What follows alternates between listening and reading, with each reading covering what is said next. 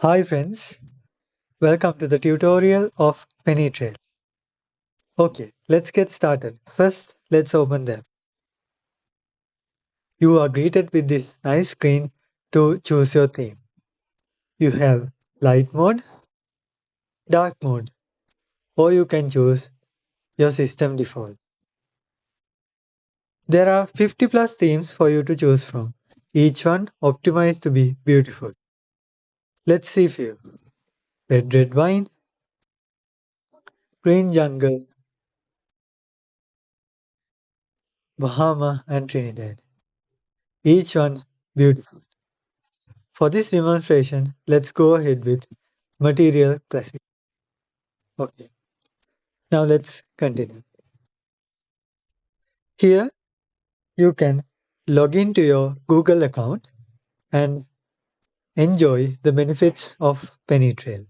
Okay, let's sign in. I will choose my email account. Okay, I'm signed in. Here in this screen, we can customize our transaction. First, I will click on number input method and I will choose centless because I like to input numbers without any decimal points. And I will go ahead and turn off display cents. Here you can customize the start of the week. It's in Monday, so I will close it. If you have a previous backup, you can restore from the drive. Okay, you can import your data as a zip file too. Okay, I will click on continue. Here I can make a passcode. Oh, I will click on continue and create a passcode.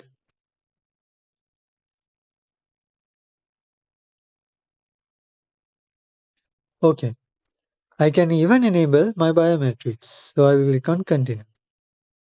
Here it asks me to choose my currency. So I will choose my currency as AKR. Okay, and click on next. It asks me how much cash in hand I've got. So I will enter 5,000. Okay. Now it asks me to add my account. So I will add my one account as ABC and give it 5,000. And I will click on next. Here you can input your income and expense categories. There are few predefined categories and you can click on add category to add your own category. So I will add category. So I will name it test and you can add subcategories. I will go ahead and add the subcategory. I will name it again as test. So there is category. So you can delete it and uh, restore it.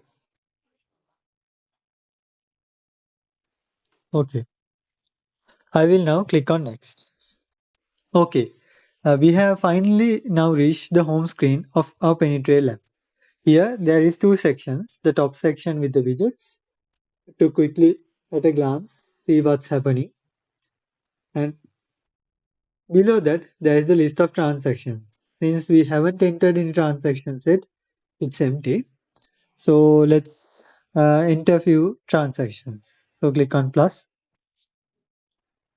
and as you can see, you can enter expense transactions, income transactions, and transactions. I will enter an expense. So let's say 100 rupees, and I will select a category as food and select a subcategory as let's say breakfast, and I will choose my account as cash in hand, and you can enter a note if you like, and you can choose the date and time, and also choose if you want it to repeat as an installment or repeat the same amount in a predefined interval.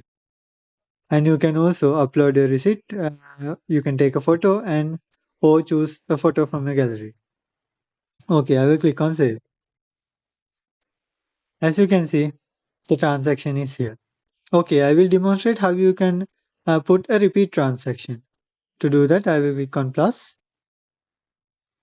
and let's say I will go to income this time and let's set the amount as let's say 1,000 and let's say the category as, let's say, salary, and I will choose my account as ABC.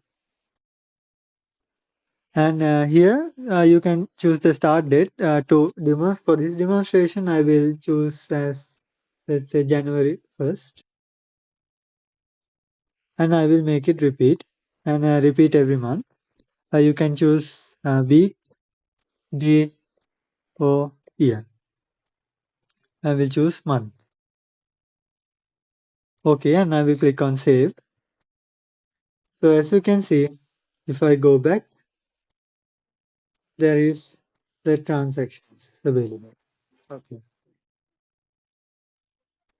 Now let's see how you can put installment transaction. Okay, to do that, let's click on plus. For this demonstration, I will click on transfer, and I will enter the amount as, let's say, 3000. And you can even set a fee. For this demonstration, I will set a fee as 30. And you can choose the recipient account. I will choose my cash in hand account and select my donor account. I will choose on installment, and I will make it as 3 installments. And for this demonstration, I will choose as May 2nd. Okay. I will click on save. So as you can see, 1,000 transactions has been posted every month. So if I go back in time, you can see the transaction appearing. Okay. Okay. Before continuing, I will import some predefined transactions so it's easy for you to visualize.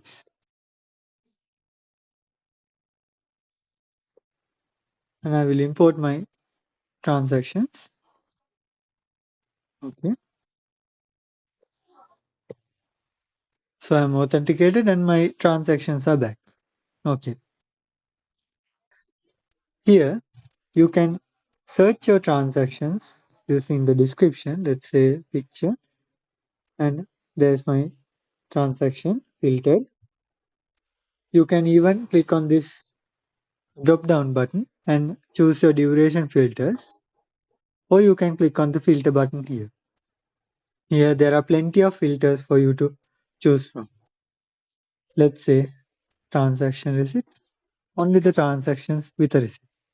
If I click on apply, here you can see the transaction receipt is there. Okay.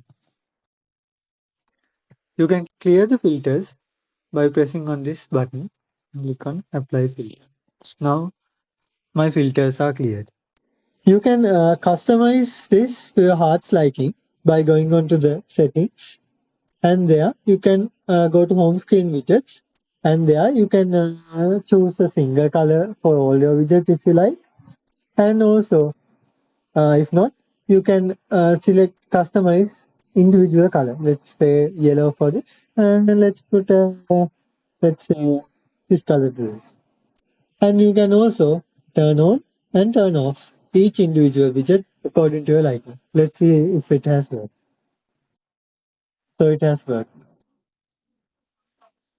Okay, enough for that. And let's go to the overview widget. And here you can this drop down button to select your account, default account which you like. So let's move it to USD account, and it has been switched. And also in here you have the ability to add a new ledger to separate your transactions. So here's my personal transactions ledger, and if I want, I can let's say let's add.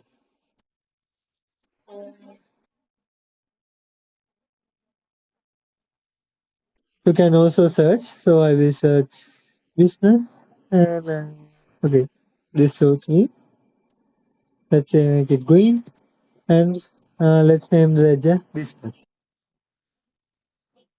And here is my new ledger. So every ledger has its own accounts and categories. So I will add my first account as ABC and set the balance at 5,000. You can add your category. And here, as you can see in my new ledger, here there are separate transactions and you can click on the plus to add your transactions. Let's go back to my personal ledger. And here you can also click there and click on the pencil icon to edit it. And also you can delete it by pressing this, and you can also undo it. Okay, let's see our second screen. This time let's go to the stats screen. As you can see, there are beautiful and gorgeous charts. This is my category expense chart. I can click on any category to visualize its subcategories.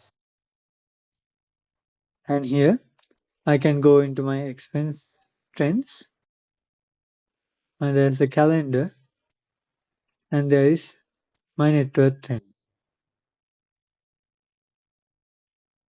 And you can edit the widgets using this pencil icon. You can turn on or off your widgets, or you can reorder them as to your liking.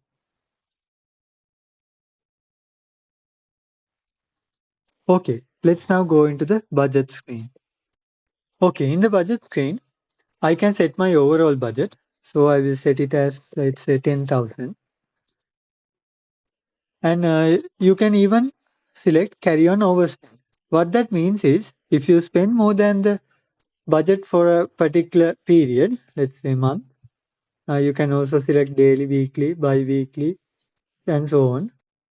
If I select carry on overspend, if I spend over my budget, that excess amount will be carried on to the next period. Okay, I will click on save. Here you can even set your budgets for specific categories. Let's say for food I will set about 5,000, and even for subcategories. Let's see how that looks. I will go into my overview screen, and as you can see, there are nice, beautiful goals. And in the top goal, it displays your overall budget for this month. And as it says, I have spent 8,287 over this month, and to indicate that the needle is in red color. And below that, there is my category spending. So as you can see, in my food category, I have spent over 6,520 over this month. I can click on any category to view which subcategory budget. Okay. Since I have overspent 8,287 in this month, if I go into my future month, so there is this overspend carried over. That 8,287 is carried over to my next month. Okay. Let's now go into my account screen. Just like the home screen, there are widgets at the top to visualize your assets, liabilities, and your net worth. And there is all your accounts listed below. You can click on any screen to view further details. Okay, let's now go into my saving screen. So as you can see, I have already set up few savings. This is a free saving goal. That means I have set my budget once and I'm on my way to save that amount. And this is my circle saving goal. So you set a period goal and a total goal. And there's a streak count to demonstrate the saving streaks you have. Okay. You can click on the plus button here to set a saving goal, circle saving goal, or a free saving goal. And you can choose the saving frequency as you like. There is completed and failed saving goals appearing in different sections. Now let's go into my lending and borrowing screen. There are plenty of times you lend and borrow to your friends. So every time you lend or borrow, you can create a new person and you can go into a person and add your lending or borrowing, or when you pay back to them, you can click on pay and pay that amount, or when you receive a transaction, you can enter it. And Once you do that, there is this beautiful timeline view of your transactions. So you can visualize at a glance and you will be notified if you are due on anything. Okay, let's now go into PennyTrail screen. Okay, now we are in the PennyTrail screen. PennyTrail is your personal financial assistant. It can help you with your financial goals. So let's ask him a question. So, I have a trip planned in 3 months' time and I need to save 15,000 rupees by then. So, can you advise me on what to do that I can achieve my goal? So, let's ask him. Penipal goes through your financial records and analyzes them and gives you personalized advice based on your spending.